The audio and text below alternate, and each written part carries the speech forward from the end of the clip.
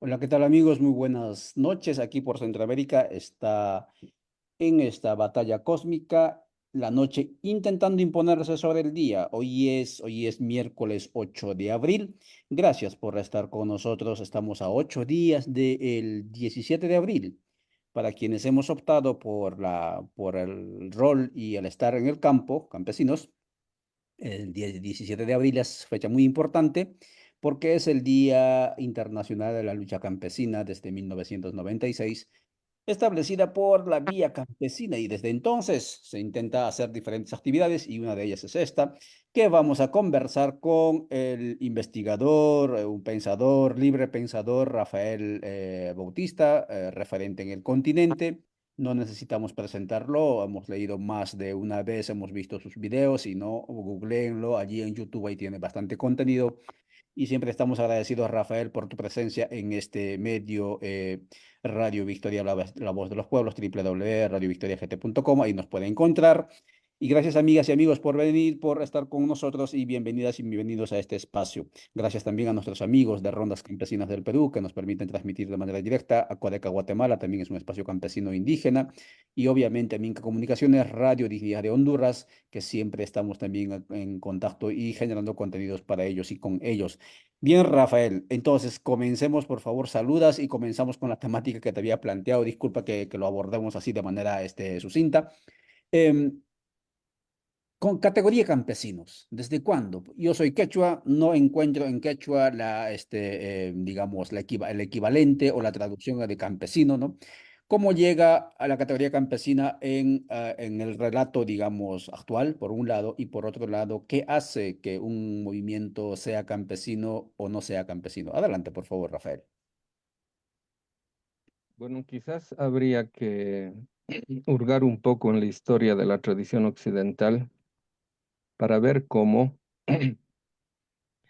esto que ahorita concebimos como campesino tiene una carga negativa que parte del desprecio aristocrático que se origina en las ciudades burguesas y que básicamente es el sostén después de esta contradicción cultura-natura, esta aparente contradicción, porque no nos olvidemos que cultura viene de cultus, y la primera forma de cultura fue la agricultura, porque en el campo es precisamente donde incluso en los textos fundacionales de las cosmovisiones milenarias, siempre se sitúa al campo como el lugar donde se accede a la presencia de lo divino. Y esto también tiene mucho que ver con empezar a subrayar el hecho de que la búsqueda de lo espiritual no es espiritual en el sentido de algo desprendido de lo material, sino es precisamente lo material el modo de acceso a lo espiritual. Y por eso las primeras relaciones ceremoniales que adquiere el ser humano se dan precisamente en el campo. Y por eso la propia palabra carga este contenido cuando se lo resemantiza desde una perspectiva más descolonizada, este hecho fundamental de que el sembrar la tierra, el producir el alimento, el consumirlo, el vivirlo como fiesta, es vivenciado como un culto, como un ritual. Y esto es básicamente lo que la modernidad ha ido desacralizando en el ser humano, porque además tiene que ver con un hecho siguiente.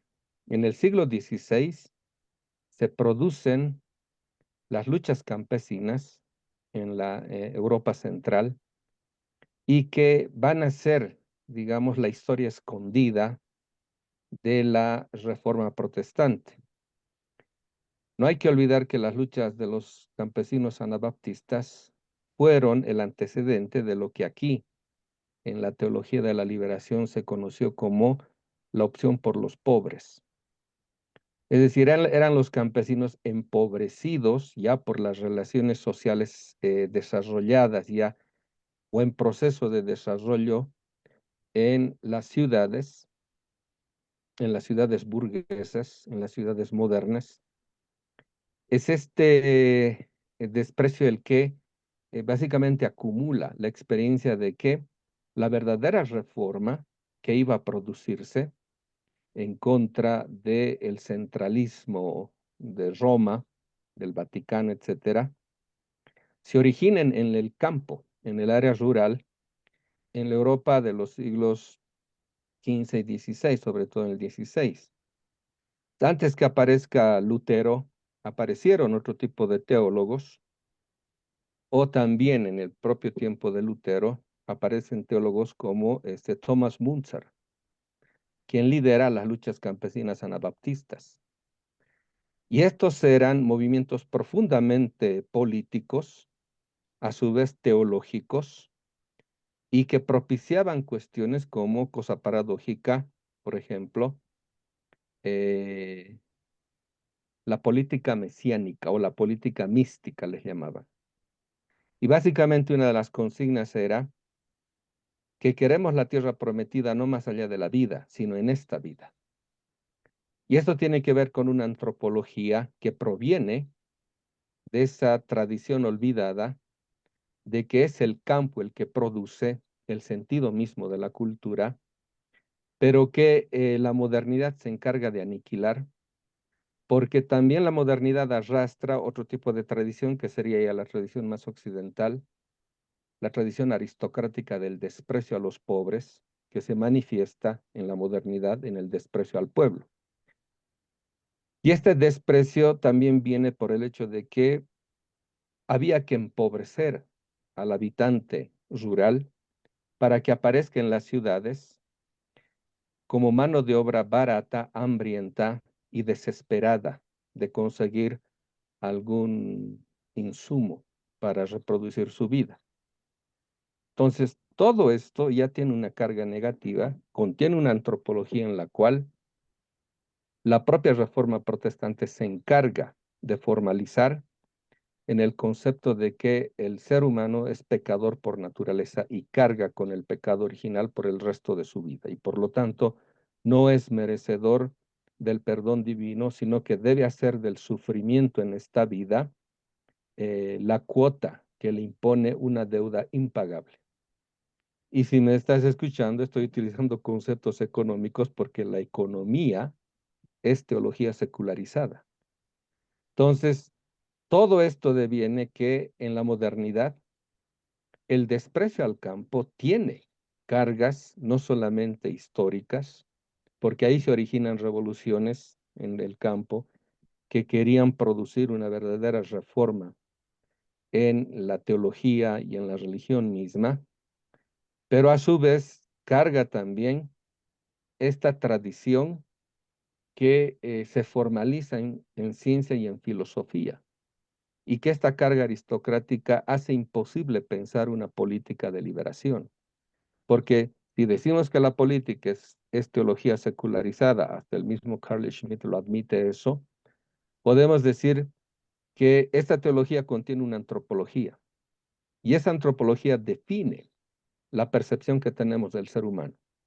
Si tenemos una percepción positiva del ser humano, esto nos conduce a asumir que el ser humano puede cambiar y transformar el mundo y la vida.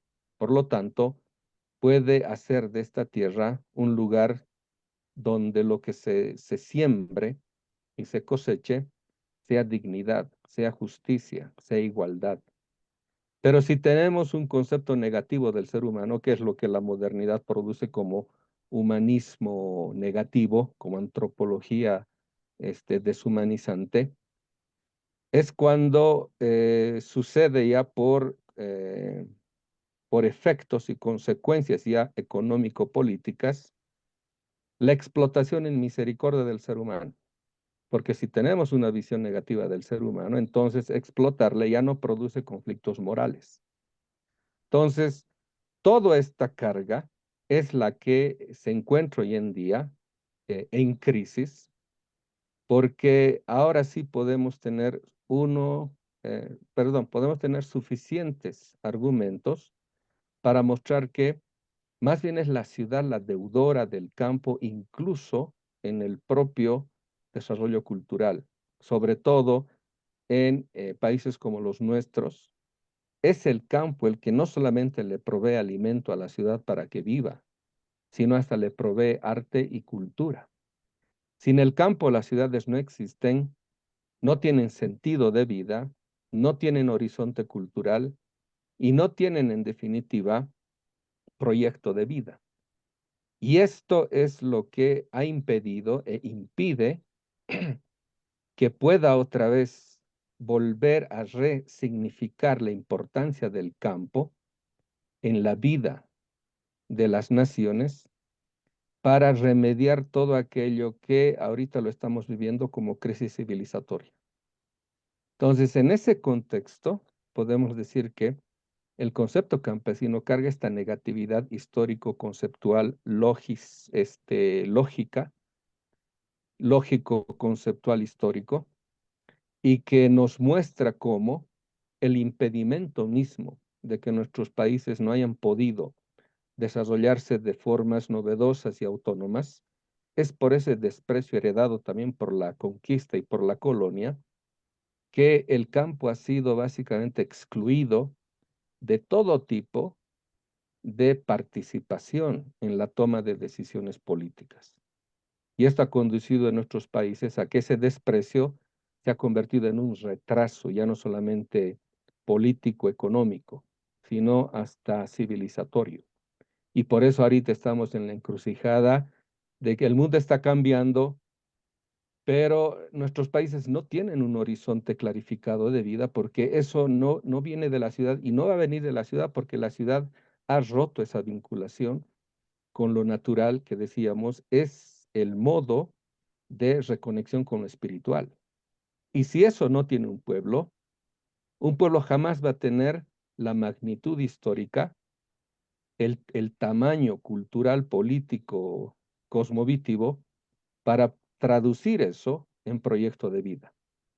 Entonces, campesino es en este sentido un concepto que impone en las relaciones sociales modernas de desprecio al área rural y que simplemente actúan como mediaciones del desarrollo de la ciudad en desmedro del campo.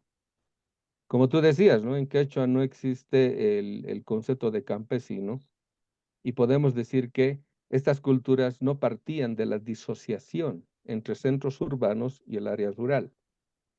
Y de ahí también podemos decir que gran parte de la economía profundamente respetuosa de las dinámicas naturales, jamás pudo haber aquí aceptado o desarrollado relaciones capitalistas, así como se ha desarrollado en Europa,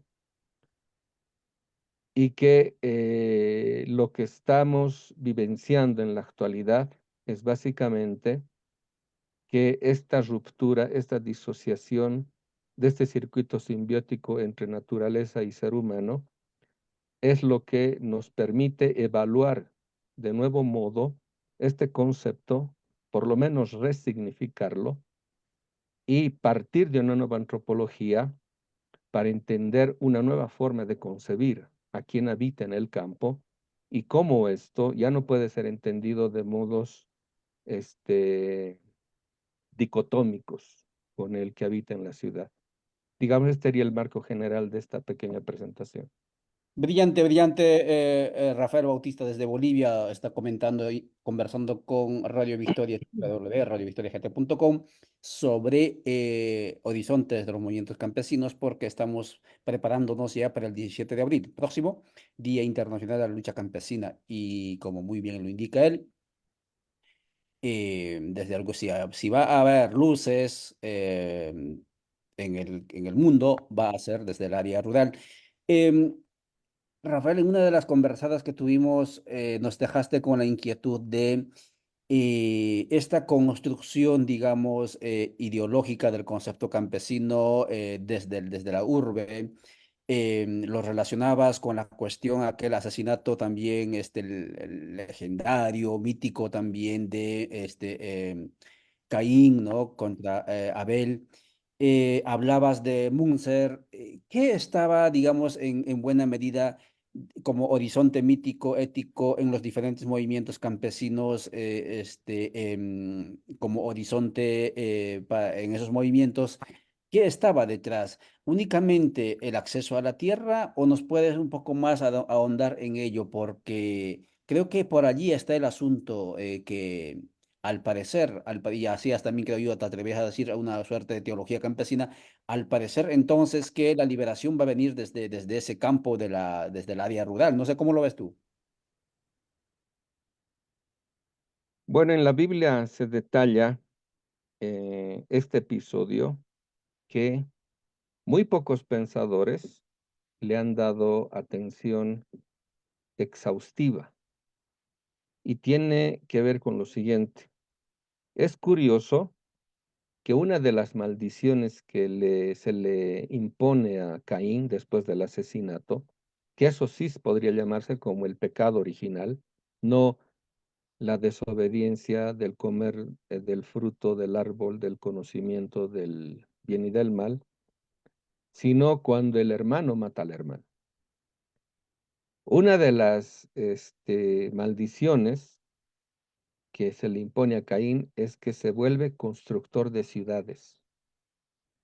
Y esto es curioso, ¿no? Porque las ciudades tienen siempre, históricamente, la, la pulsión, si quieres, de resguardarse con muros, muros que le encierran, muros que no le permiten abrirse, muros que ya están significando un encierro existencial. Cambio, el campesino vive, como suele decirse, de cara al infinito. Entonces, se desprenden de ahí dos proyectos existenciales. Y es curioso que también se le dice a Caín que fue expulsado a la tierra de Nod. Ahora, esa palabrita significa errar, es decir, es como si se estuviese diciendo, su maldición consistió en errar para siempre, es estar en la tierra de la errancia. Y esto nos muestra ya que es en el Neolítico donde se produce la primera desvinculación y donde aparecen ya las ciudades como centro de poder político. Y esto va a atravesar toda la historia occidental, porque es la que nos concierne a nosotros, porque hemos sido influidos por ella, que Grecia, que es, digamos, el centro de irradiación cultural y civilizatorio determinante para la tradición occidental, cuando Grecia no era y nunca fue Occidente. Eso también hay que aclarar. Pero, digamos, el eurocentrismo de la modernidad genera un rapto de Grecia para hacerla aparecer como la cuna de la civilización occidental. Pero Grecia es determinante. ¿Por qué? Porque ahí se piensa, se establecen los marcos genéricos, categoriales desde los cuales se va a poder desarrollar una política de la dominación. Entonces, Grecia es como, digamos, el gran factor que le permite, por ejemplo, a Roma concebirse como imperio. Entonces, esto también hay que destacarlo y hay que subrayarlo muy bien. Imperio, el concepto de imperio y la naturaleza misma de lo que conocemos como imperio, tiene una tradición exclusivamente occidental. Es decir, no podríamos atribuirle este concepto a otro tipo de civilizaciones, porque ninguna civilización más allá de la Roma imperial se propuso a sí misma una dominación de carácter exponencial, es decir, una dominación de todo. Y esto es básicamente lo que distingue lo que es un imperio y de lo que es, digamos, una política de dominación regional solamente, ¿no? Por ejemplo, China nunca se expandió más allá de sus propias fronteras geográficas.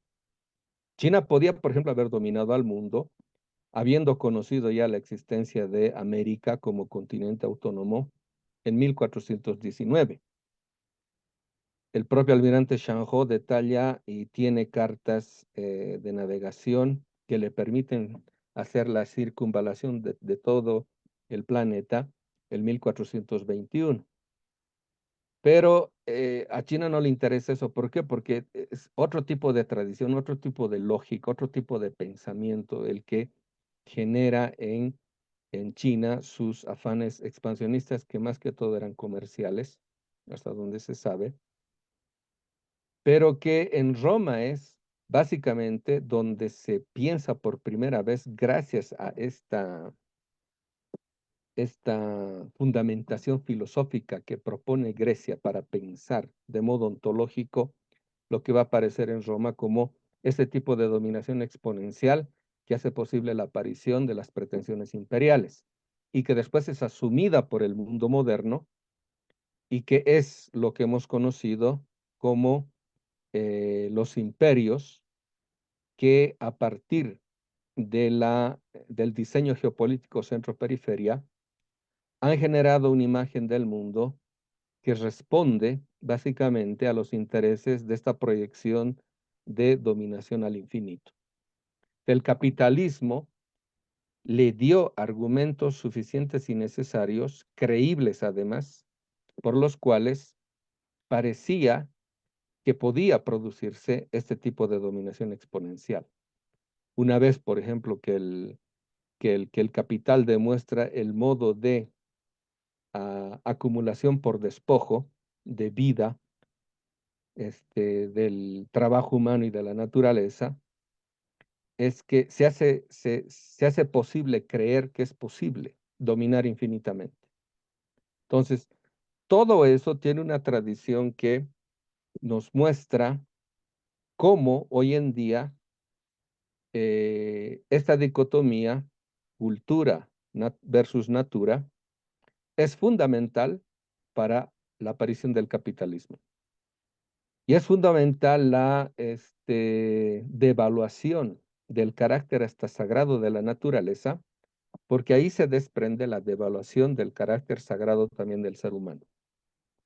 Entonces, cuando la modernidad produce este tipo de devaluación, es cuando la propia moral vigente va a justificar que la dominación es buena, es inevitable y hasta es fatídica. Que si yo no domino, el otro me va a dominar. Y por lo tanto, esta se vuelve una lucha de competencias en el cual siempre vamos a estar enfrentados y no hay salida a ese tipo de relación negativa. Entonces, desde esos marcos generales, uno puede empezar a releer las historias, los textos fundacionales, como el texto bíblico que hacíamos referencia, para mostrar que el origen es precisamente la desvinculación entre ser humano y naturaleza. Y esta desvinculación se radicaliza en el mundo moderno, de tal forma de que aparece la imagen de que civilizado es aquel que está lejos o fuera o desprendido de lo natural. Cuanto más lejos estemos de lo natural, más civilizados nos creemos como individuos modernos. Por eso la ciudad aparece como una especie de un lugar encerrado por muros, ya no, digamos, construidos con material físico, sino muros cognitivos. Muros que ya no nos permiten salir de ese encierro, que lo aceptamos de modo naturalizado y creemos que ese encierro es la verdadera vida. Entonces, desde esa perspectiva, uno puede notar cómo el desprecio al campo y el desprecio que se traduce en el desprecio al campesino carga esta desconexión. Y esta desconexión nos lleva también a presumir de que la desacralización del campo y de la ciudad tiene también propósitos teológico-místicos, en el sentido de que lo que se le saca al ser humano y hace posible su denigración, hace posible su aniquilación, es cortar toda posibilidad de la percepción espiritual que tenemos del otro. O sea, mientras el ser humano aparece como un ser desechable, uno percibe que no hay nada espiritual en él, por lo tanto, no es un ser humano. Lo que el relato fundacional de la conquista son seres sin Dios, son gente sin religión. O sea, ya no se está diciendo no creen en el Dios verdadero, como imputaban a judíos y musulmanes, sino dicen son seres sin Dios. Y eso está diciendo son seres sin alma. Por lo tanto, carecen del elemento que cualifica quién es y quién no es ser humano. Entonces, ahí es que se produce las bases de lo que después va a determinar una clasificación antropológica de devaluación de la humanidad del otro, que deviene en racismo y que es lo que después, porque la lógica de la vida es siempre circular y dialéctica, se les va a devolver contra ellos. Y ahora estamos en un callejón sin salida en el cual deviene en la creación de la inteligencia artificial, que pretende suplir al ser humano y que básicamente nos está llevando a un callejón sin salida en el cual la propia humanidad acepte que es necesario aniquilar a gran parte de la humanidad. Y para esto han generado los laboratorios pandémicos para que aceptemos nosotros mismos de que hay que despachar gran cantidad de gente que, como ha sucedido el 2020, contagiados o infectados, no merecen vivir y por lo tanto no tienen derechos y por lo tanto no son seres humanos. Es decir, si me estás siguiendo, toda esa carga negativa de desvinculación de lo natural, que es el modo de acceder a lo espiritual, nos ha llevado a esta situación. Y eso se traduce en el desprecio al campo y en el desprecio al campesino, que en nuestras sociedades es algo usual, incluso hoy en día, no hemos superado aquello, y que nos está llevando a este callejón sin salida, en el cual esta forma de vida artificial, ahora sí la podemos llamar a la vida moderna, nos ha mostrado ya sus límites críticos y crónicos. Entonces, desde esos límites, si permanecemos en el encierro, es imposible salir de aquello que se ha generado como una sociedad encerrada en sí misma. Por eso volver al campo ya no es un asunto simplemente de una percepción objetual, objetiva, física, no. Volver al campo es una apuesta existencial. Por eso volver al campo también significa reconectarse con lo natural. Y este reconectarse con lo natural tampoco puede ser entendido ahora de un modo solamente físico, sino como el acceso verdadero a la reconexión con lo espiritual.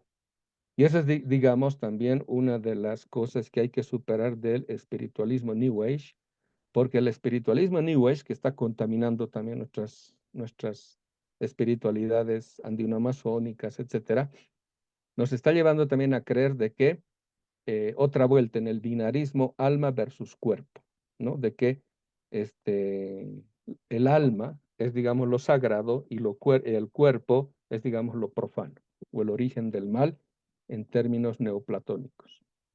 Entonces, si te das cuenta, estamos en una situación sin salida precisamente porque arrastramos una tradición que parte de esta disociación y esa disociación, esa desvinculación es lo que no nos permite poder ver o poder aceptar que hay que revalorizar la presencia de lo natural, del campo, del campesino, para empezar a pensar las alternativas al encierro que estamos sufriendo.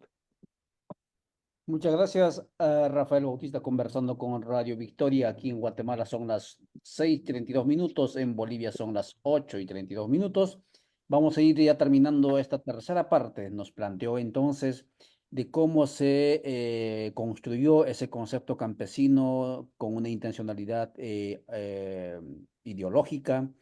Nos planteó en su segunda intervención, haciendo una suerte de teología, digamos, bíblica campesina, de el pecado original, que sería esta suerte de la denigración, de este intento de anulación de la vida como sinónimo del campo en aquel relato bíblico de Caín y Abel. Y obviamente aquí está el tema de la modernidad, ¿no? Como ese Caín, ¿no? Que intenta anular al campo, así lo podríamos figurar. Y aquí entonces viene la pregunta, seguramente muchos se preguntan, y también aquí le planteo la pregunta, la redención. ¿Cómo se redime esto, Rafael? Después de todo, la modernidad es apenas, ¿qué? 5 siglos, no más, pero la humanidad tiene millones de años y la Tierra tiene mucho más de millones de años y por lo tanto la historia no se acaba allí, seguramente habrá redención. Nos acabas de plantear una gran verdad, volver al campo, a reencantarnos con la Tierra. ¿Nos podrías ahondar un poco más en ello? ¿Por dónde va la redención? Ahora, esa es una gran pregunta, ¿no? Es decir, la modernidad tiene 5 siglos de historia y ha alterado milenios. Por ejemplo, de la relación simbiótica ser humano-naturaleza. Y cuando uno se pregunta, ¿cómo en 5 siglos? O sea, básicamente en 3 siglos de expansión planetaria, el capitalismo ha rediseñado completamente, desde las narrativas modernas, ah, ha rediseñado completamente no solamente la política, la geopolítica, la economía, etcétera, sino la propia percepción que tenemos de nosotros mismos. Por ejemplo, hoy en día hay hambre de espiritualidad en todo el mundo, porque decíamos, ¿no? O sea, las pretensiones imperiales parten del supuesto de que es posible una dominación de carácter infinito, exponencial, pero no se puede dominar todo. Y como no se puede dominar todo, hoy en día estamos viendo cómo el supuesto mundo de las luces, la era de la razón, que se atribuye a sí misma la modernidad como superación de la religión y los mitos, no le ha devuelto al ser humano ese tipo de sentido existencial que le permitía dar sentido a su propia vida de carácter espiritual. Es decir, el ser humano necesita creer en algo, necesita de la fe, de la confianza, para hacer posible, creíble, una fidelidad incluso en su propia vida cotidiana. Sin este tipo de cosas es imposible vivir. Sin un hombre sin esperanzas, es como dice Marcel Proust en el libro, un hombre sin atributos. Es decir, la humanidad ahorita está sufriendo una crisis, producto y consecuencia de la disociación que la propia civilización moderna occidental ha producido y que ha naturalizado eso como un sistema de creencias y de valores que en el ser humano le producen apostar por el horizonte de sentido que le propone el mundo moderno capitalista como única opción de vida, es decir, estar en la riqueza.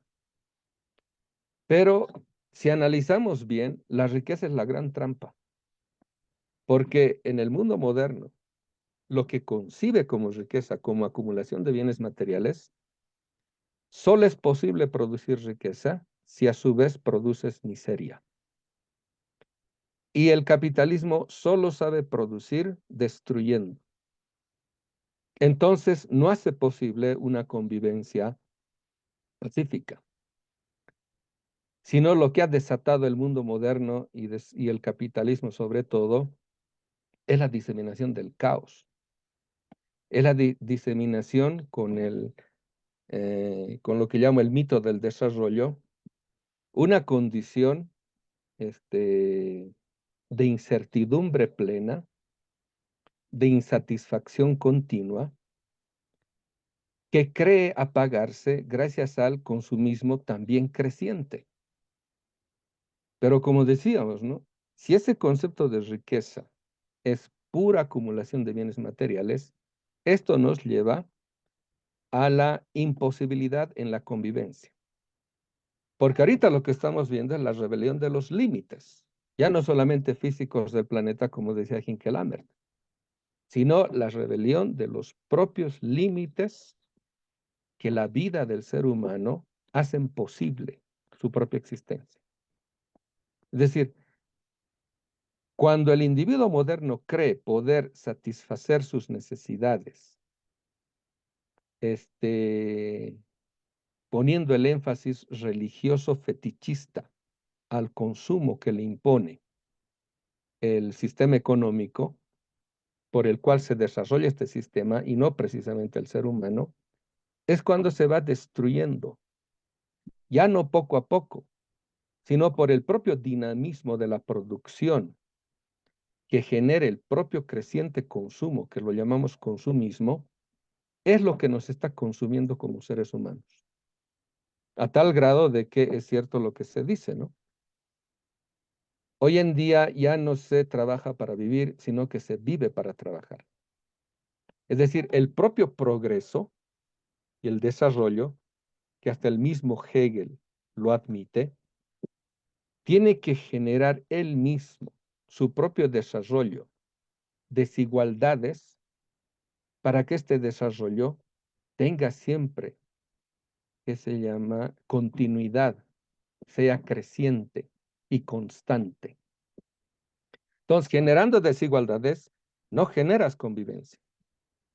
Generando desigualdades produces injusticia y la injusticia genera una sociedad en la cual siempre va a estar en conflictos. Entonces, el problema para nosotros ahorita es redefinir nuestros parámetros existenciales. ¿Qué vamos a concebir de aquí en adelante la riqueza, sabiendo que la riqueza en sentido moderno capitalista no es verdadera riqueza? ¿Y a qué vamos a llamar pobreza para no incurrir en esta falsa dicotomía en la cual se dice que pobre es el que no tiene nada? En realidad siempre tenemos algo. En realidad pobre es el que no tiene a nadie. Y ahí los verdaderos pobres serían los ricos. Entonces, está, como decía, el mundo está puesto al revés, está puesto de cabeza.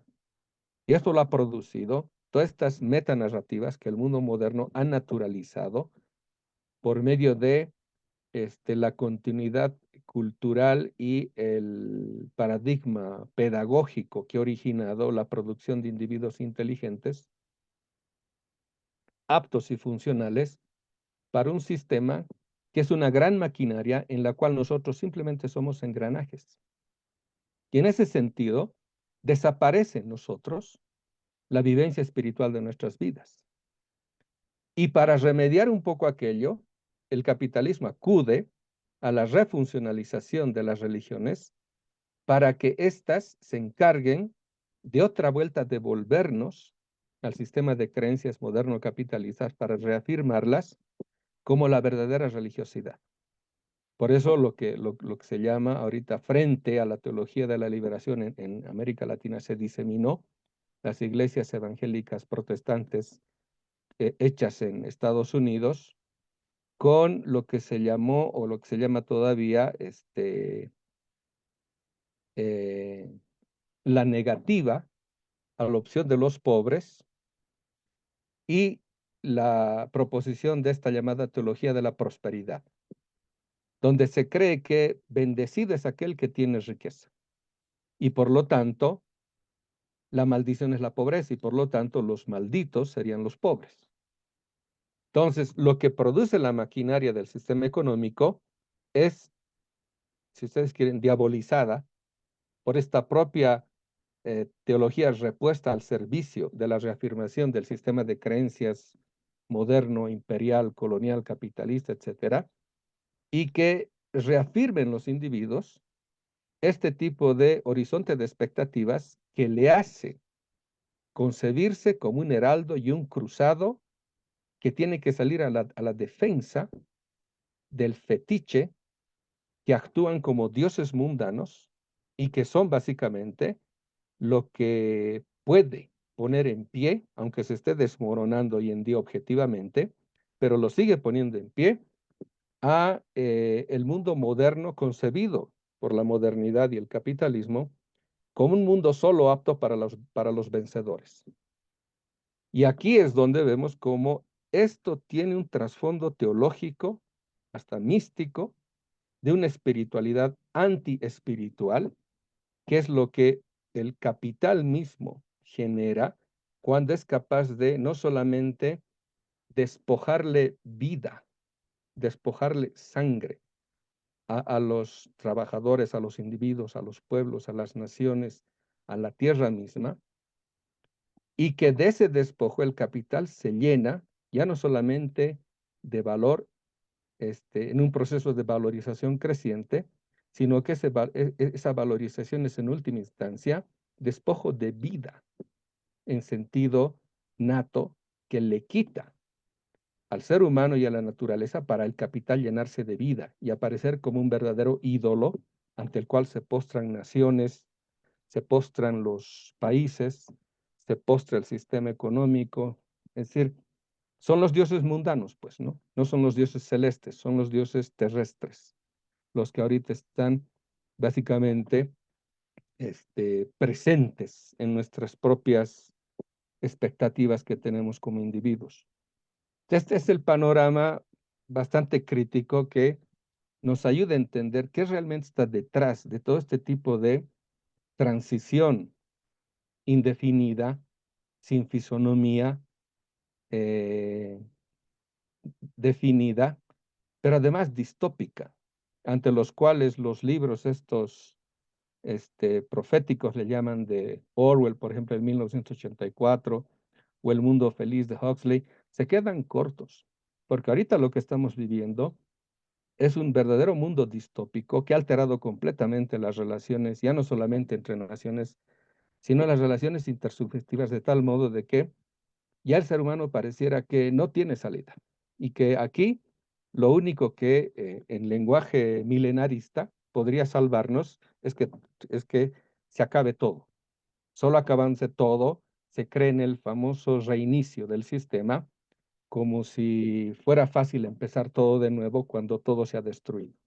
Esta es una apuesta que le están tomando los grandes fondos de inversión, los poderes fácticos, y a eso le han llamado el reseteo mundial. El reseteo mundial. Muchísimas gracias, Rafael, por esta reflexión profunda y desafiante a su vez. Son 18 horas con 45 minutos. Esta conversada sobre movimientos campesinos y sus horizontes mítico-ético que hemos hablado con Rafael Bautista. Y claro, es una reflexión sobre todo teológico, porque los planteamientos que nos hace él tiene que ver mucho con con esa reconciliación de esa realidad del cual nunca debimos desprendernos, pero claro, la modernidad logró desprendernos, la urbanidad logró desprendernos. No voy a dejar que te vayas, Rafael, porque bueno, por tu agenda es bastante complicado sacarte tiempo.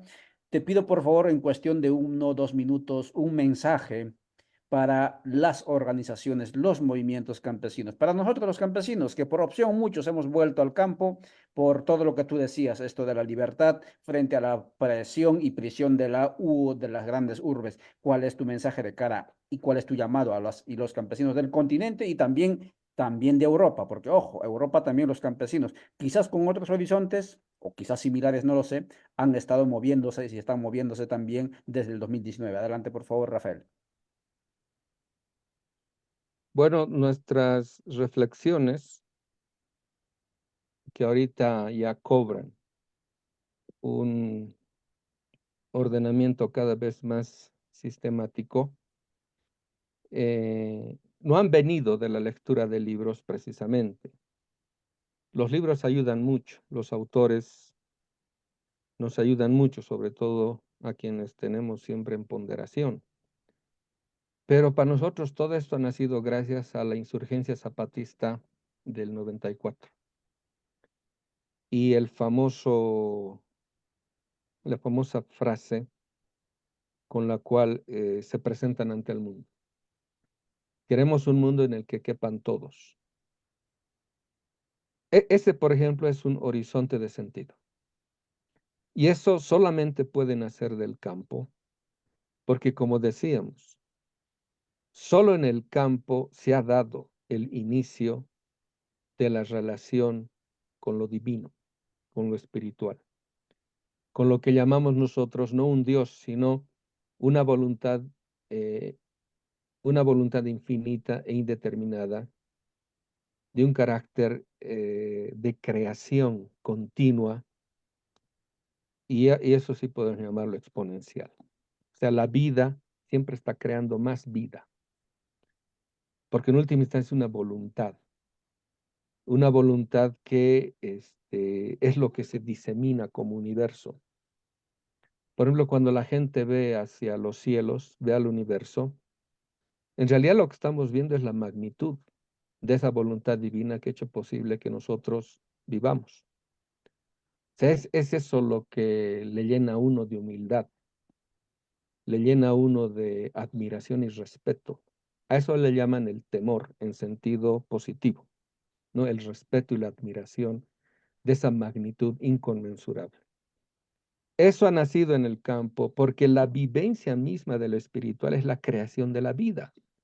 Y la creación de la vida pasa por la producción de los alimentos, porque los alimentos son los que permiten que nosotros vivamos. Por eso, como decíamos, ¿no? La primera cultura es agricultura, porque es un culto el hecho de sembrar vida para cosechar vida. O nuestros pueblos eran festivos, nuestros pueblos vivenciaban eso como una fiesta, porque la vida es una fiesta. Cuando uno vive realmente, la vida ya no es dolor, ya no es amargura ni sacrificio. La vida es ofrenda. La vida es desvivirse por dar vida. Y esto es lo que da sentido a la propia existencia humana. Y esto es lo que hay que recuperar en la apuesta de volver al campo. Volver al campo es reconectarnos con la vida. Por eso, hoy en día tenemos que luchar contra esa idea de que volver al campo es empobrecerse, porque hoy en día está sucediendo una política de privatización del campo. Las grandes corporaciones de los alimentos, la agroindustria, quieren despojar la tierra de los campesinos. Están produciendo el concepto de ciudades inteligentes para que los pobres vivan en las ciudades actuales, para que sirvan a los ricos en sus ciudades inteligentes y que el campo quede totalmente despoblado para el usufructo de la especulación pura, de la explotación y misericordia que la agroindustria produce, destruyendo las propias dinámicas naturales y generando en nosotros un modo de vida artificial que prácticamente nos va a quitar todo aquello que de regenerativo podría tener esta apuesta por una reconexión más que una vuelta, un retorno a la vida misma, que es lo que nos rodea y es lo que nos produce hasta paz y tranquilidad en el mismo hecho de respirar un aire más puro, descalzarse los zapatos y pisar la tierra con los pies descalzos, pisar el agua, etcétera. Es decir, estamos ahorita en una serie de contradicciones que nos está llevando a evaluar de modo mucho más dramático el hecho de que este es el tiempo de las apuestas vitales que la humanidad tiene que plantearse, porque de lo contrario, el 1% de los billonarios y trillonarios del mundo van a hacer desaparecer 2/3 partes de la población mundial y van a prácticamente adueñarse del planeta. Ahorita existen potencias emergentes que están tratando de equilibrar los poderes a nivel mundial, pero son los pueblos en definitiva los que tenemos que despertar y enseñar al mundo que otro mundo es posible. Y ese otro mundo posible es nuestro mundo, el mundo que nos han legado nuestros ancestros. Bueno, muchas gracias, Ollantay, y un abrazo para todos.